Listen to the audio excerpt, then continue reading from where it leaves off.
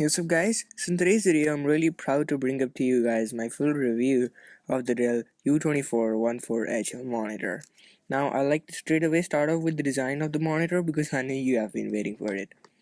So the design is the most hype generating factor of this monitor, specifically speaking those bezels.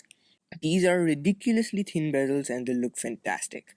They are around less than 5 millimeters in thickness and they give the monitor a stunning look. The monitor is 24-inch the screen size, and the first day I got it, it was pretty big. The day that I'm using now, after 2 months of usage, it seems to be pretty small, but those bezels always give me a seamless experience of whatever I'm watching at it.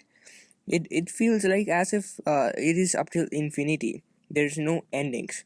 So that is something remarkable that every monitor needs to have. So just like other high-end displays manufactured by Dell, this one is also highly adjustable. So you can adjust it by tilting it all the way to the left, then all the way to the right. You can even adjust the height levels of the monitor, so you can keep it at the bottommost level, then increase it by slight amount of height, then even adding more height, and then at the highest level, which is pretty high. So it totally depends on you, or you can even adjust it with 90 degrees to the plane, and you want to stack three of them together to get yourself a unique setup, or you can keep it at normal. It totally depends on you. Also, we take a look at the ports, which is a pretty important thing for most of us.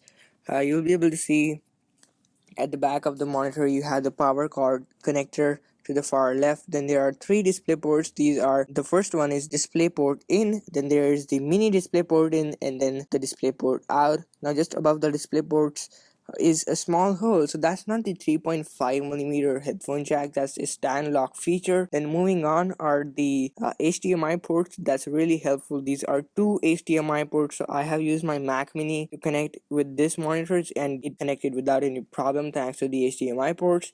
Then there is the audio out port. Then there are four USB ports, one of them being a USB upstream ports and the rest three being USB 3.0 downstream ports. So that's the party. So now that we are done with the design and all the stuff, let's talk about some display. So the display on this machine is a 24-inch screen size. It's a matte finish display. It has a resolution of 1920 across by 1080 down, giving it 92 pixels per inch. So this actually makes it full HD, and the colors do look fantastic.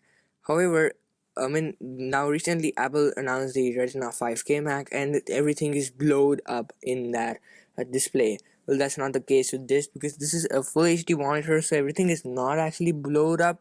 You basically can open most of the things you want to. Most of the things what a general user wants to open in one screen. But since I use a Mac, I have workspaces, and in case you're a Windows user, you might have tabs. So it's not a basic problem, but everything looks perfectly sized. So that's pretty okay. Also, it is an IPS panel, so the colors do pop up. It looks as if you're directly viewing at the sheet, the display. That is, I really appreciate. And being an IPS panel, it is famous for viewing angles. And yes, they are phenomenal. Trust me, they are freaking awesome. I don't have any complaints for the viewing angles, but if you do look closely, you will definitely see some pixelation going on there. So just don't look closely and you'll be okay. So with that being said guys, the review of the monitor is actually over here by itself. Well, no, because I gotta start off with the cons, because there are pretty significant cons that you just can't miss. So the con number one, there is no webcam thanks to those extremely thin bezels. Well, it was quite impossible for Dell to insert a webcam, so you gotta buy a new external webcam if you're interested in product. Con number two, if you look onto the bottom of the monitor, there are 5 capacitive touch buttons for you to govern the monitor, like, control the brightness, contrast, change the viewing mode, and all those pro stuff. Well, I was really excited for those touch buttons, but they don't work. Generally, they don't work properly. They require a perfect angle for you to touch to them, and then they will activate and perform their required or respective actions. Well, that's totally disappointing. That is literally disappointing. You gotta insert, or you gotta touch those buttons with the perfect angle for them to work. Otherwise they won't. You'll keep on touching them and they just won't. So you gotta keep a check on that.